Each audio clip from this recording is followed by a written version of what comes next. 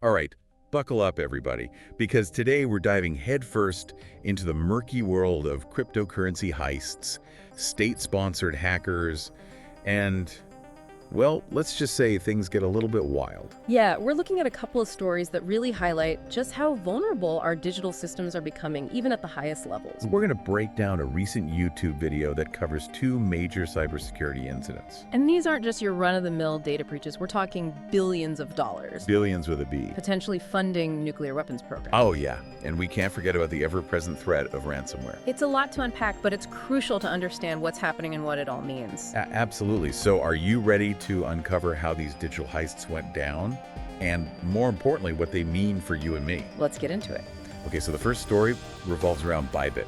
It's the world's second largest cryptocurrency exchange. Massive. Huge. It has a whopping 60 million customers. Wow. Now picture this.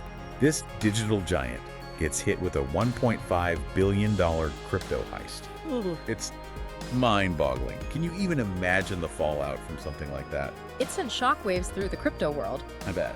Initially, Ether value dipped by 4%, and of course, customers were scrambling to withdraw their funds. Yeah, I can only imagine the panic. But here's the thing. Bybit managed to secure a loan to cover the stolen amount. So ultimately, customer funds were safe. Okay, that's a huge relief. But how did this even happen in the first place? I mean, we're talking about a massive platform. They must have some serious security measures, right? They do, but it all comes down to how cryptocurrency exchanges like Bybit operate. They use this system of cold and warm wallets. Cold and warm wallets. Can you break that down for us? I'm not sure I completely understand how that works. Sure, think of cold wallets as the ultra-secure vaults in the crypto world. Okay. They store the majority of crypto offline, making them incredibly difficult to hack. So like Fort Knox for crypto. Pretty much. Got it. Now, warm wallets, those hold smaller amounts of crypto online, and they're used for like the day-to-day transactions, things like customer withdrawals. So it's kind of like a bank's vault versus the cash they keep in their ATMs. Exactly. The warm wallets are more accessible, but also more vulnerable. Exactly. They need to have some funds readily available to keep the platform running smoothly, but that also makes them a target for hackers. And that's precisely what happened with Bybit. Right. The hackers targeted that warm wallet top-up process. But how did they actually pull that off? Like, what were the specifics of the attack? Well, Bybit uses this multi-sig wallet service from a company called Safe. It's for these top-up transactions. Okay. And what that means is multiple approvals are needed for any transfer to go through. So multiple layers of security. Exactly. And the CEO's signature is the final one. Got it. Now, the CEO, he received what looked like a legitimate link to authorize a transfer, but the user interface he was interacting with was actually fake. Oh, wow. So he's basically phished. Essentially, yes. But here's where things get even more interesting. He was using a ledger device. Oh, right. Ledger. Those are the hardware wallets, right? Super secure. Yeah, hardware wallets designed to be incredibly secure. They have this little screen, Yeah. and it displays the destination address for any transaction you're making, even if your computer's compromised. So like a final checkpoint to make sure you're not sending your crypto to the wrong place. Precisely. It's supposed to be foolproof. Seems like that should have protected him. So what went wrong? Well, here's the thing. Ledger screens, they're notoriously small. Yeah, I heard they can be kind of a pain. Navigating them, it can be a little clunky. Right.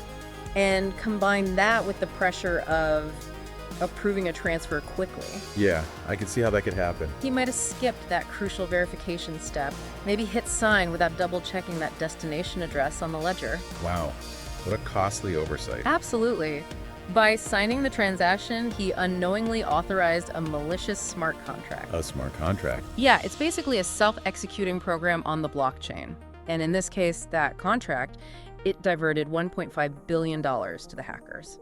So basically, a clever phishing scheme combined with, a moment of human error led to this massive loss. It really underscores how even with all the latest security tech, human fallibility can still be a weak link.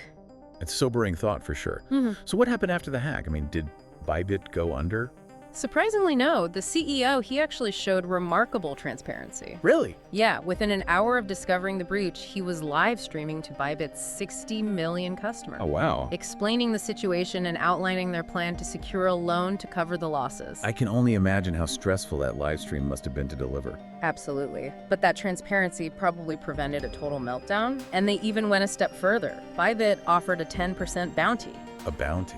Like in the Wild West? Yeah, well, sort of. How much are we talking? $150 million for anyone who could recover the stolen funds. Whoa.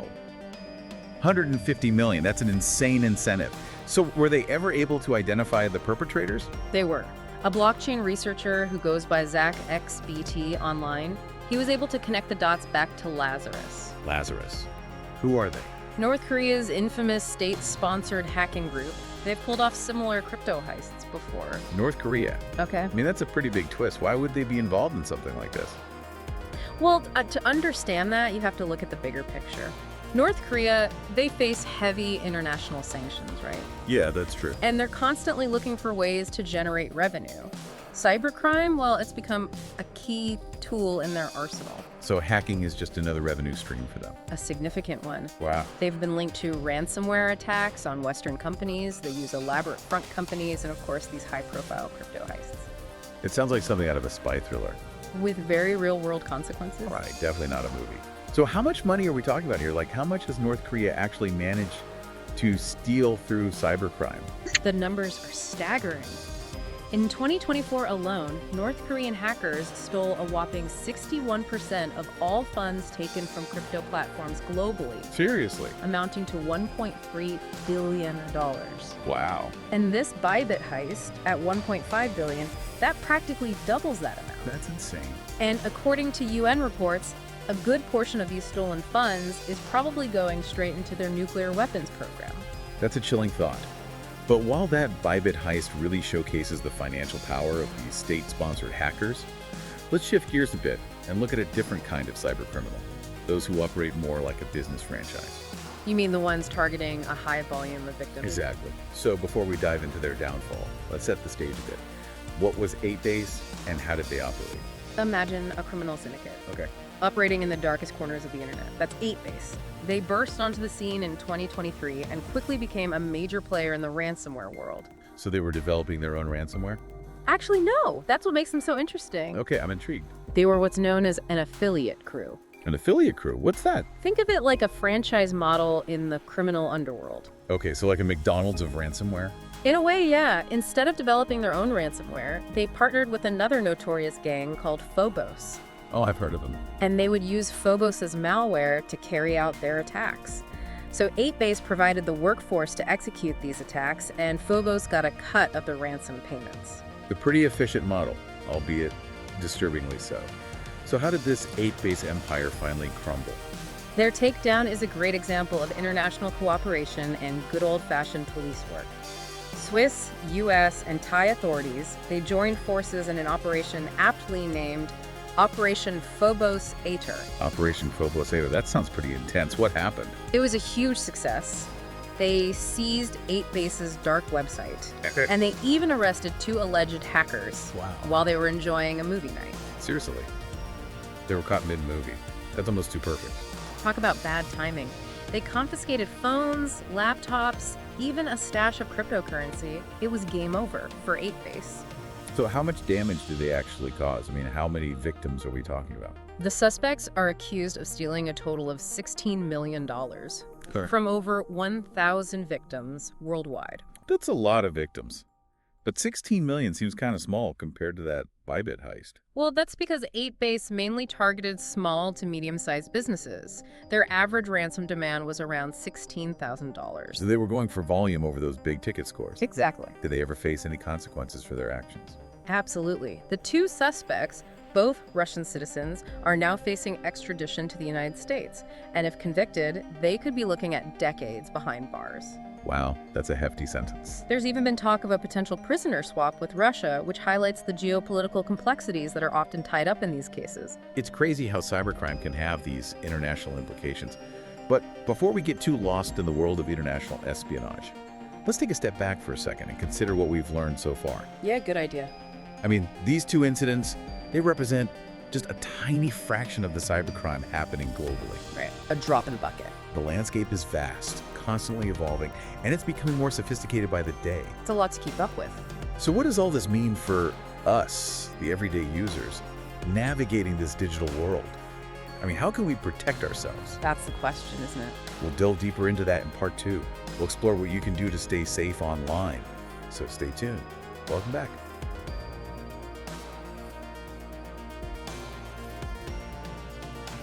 So we just heard about 2 pretty wild cybercrime stories, right? Yeah. The Bybit heist with those North Korean hackers stealing $1.5 billion, and then the takedown of the ransomware gang 8Base.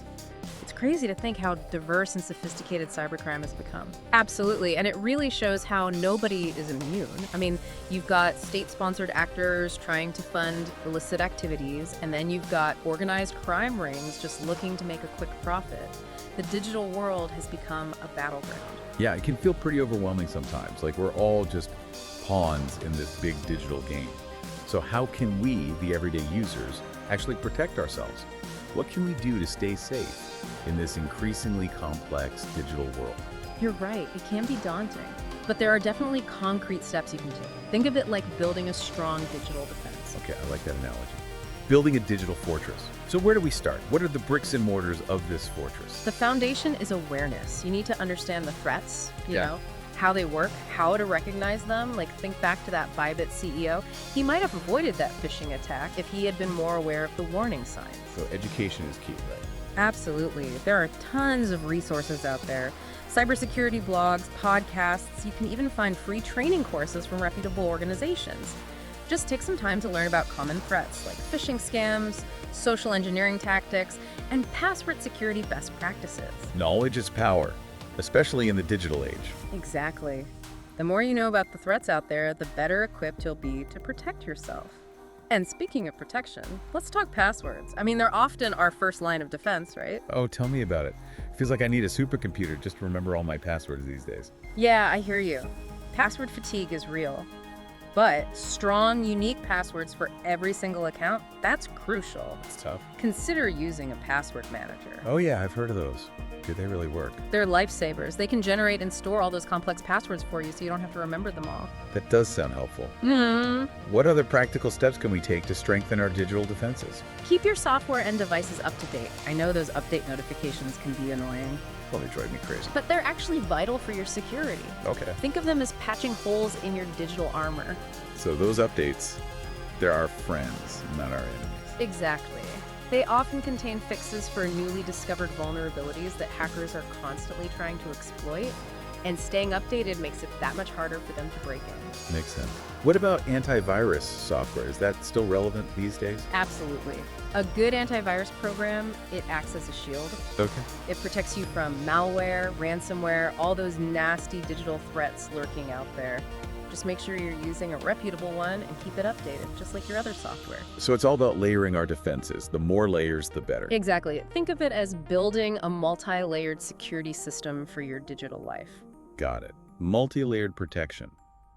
Okay, what about social media? It feels like that's a breeding ground for scams and phishing attempts. You're right. Social media platforms are prime targets for hackers because they can reach so many people at once. You just got to be extra cautious about what you click on, who you connect with, and what information you share.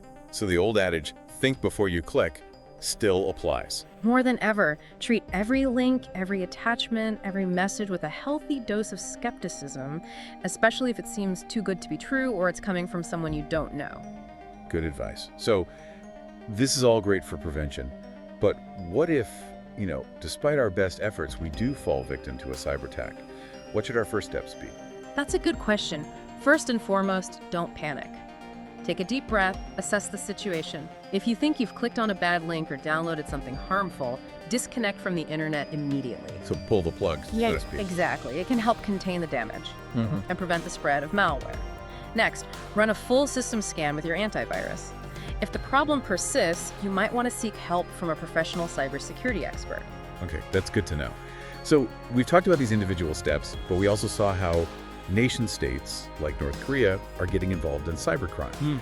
What can be done on a global scale to address these bigger threats? That's where things get tricky. I mean, to combat cybercrime at an international level, you need strong cooperation between governments and law enforcement agencies. Right. Sharing intelligence, tracking down these criminals across borders, bringing them to justice, that's crucial. It sounds like a tall order, Yeah. especially with the internet being so global and decentralized. It definitely has its challenges. I mean, cybercrime often transcends national boundaries, which makes prosecution really difficult. But we are seeing some progress, like that takedown of 8Base, that involved cooperation between multiple countries, right? Yeah. So it shows that international collaboration can be effective. So there's hope for a more secure digital future. Absolutely. But it requires a collective effort. Governments, organizations, individuals, we all need to make cybersecurity a priority. Invest in robust defenses, promote education and awareness. We need to work together to create a safer digital world. Well said. This has been an incredibly insightful deep dive, but I feel like we only scratched the surface. Oh, for sure. Cybersecurity is a constantly evolving field. What's relevant today might be outdated tomorrow. So it's really important to stay informed, stay vigilant, and always be learning. All right, welcome back to the final part of our deep dive. We've got through some pretty wild stories, haven't we? We have. State-sponsored hackers, billion-dollar heists, international ransomware gangs getting taken down.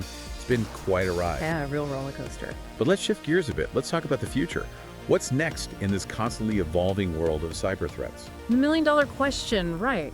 Trying to predict the future of cybercrime is like, well... Like trying to catch smoke. Exactly.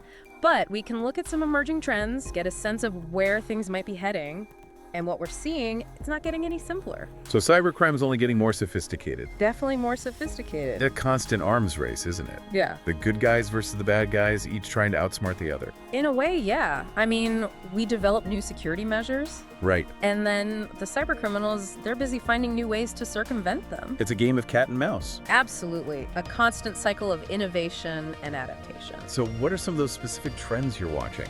What could really shape the future of cybercrime? One trend that's got everyone worried is the rise of artificial intelligence, AI. AI, yeah, everyone's talking about AI these days. For good reason. It's a powerful tool, and cybercriminals are starting to use it to automate attacks, Oh no. making them faster, more efficient, and harder to detect. So AI, it's almost like giving these hackers superpowers. You could say that, yeah. Imagine an AI-powered phishing campaign. It analyzes your online behavior, cracks these super personalized emails designed to trick you. Wow. Or think about AI-driven ransomware attacks, automatically scanning networks, finding vulnerabilities, encrypting data. It sounds terrifying. Is there anything we can do to defend ourselves against this? Against these AI-powered attacks? Well, the good news is AI can be a force for good too. We're already seeing AI-powered security tools being developed. They can analyze massive amounts of data, identify patterns, detect threats in real time. So it's like fighting fire with fire. Exactly. Yeah. AI can help level the playing field, give those security professionals an edge. Okay, so AI is a big one. Any other trends we should have on our radar? The growing interconnectedness of our world. What do you mean? The Internet of Things, IoT, it's exploding. Oh, right. More and more devices are connecting to the internet every day. Yeah, it seems like everything is getting connected these days. Smart homes, appliances, cars, even entire cities. Right, and while that connectivity brings a lot of benefits, it also creates a ton of new vulnerabilities. Because each connected device is like a potential entry point for hackers. Precisely. Oh, man. Think about the consequences. Yeah. If a hacker gains control of your smart thermostat, your connected car, or even critical infrastructure. Power grids, things like that. Exactly. That's scary stuff. It's like something out of a science fiction movie, but with real-world consequences. It really is. So as we're embracing all this new technology, we need to prioritize security from the very beginning.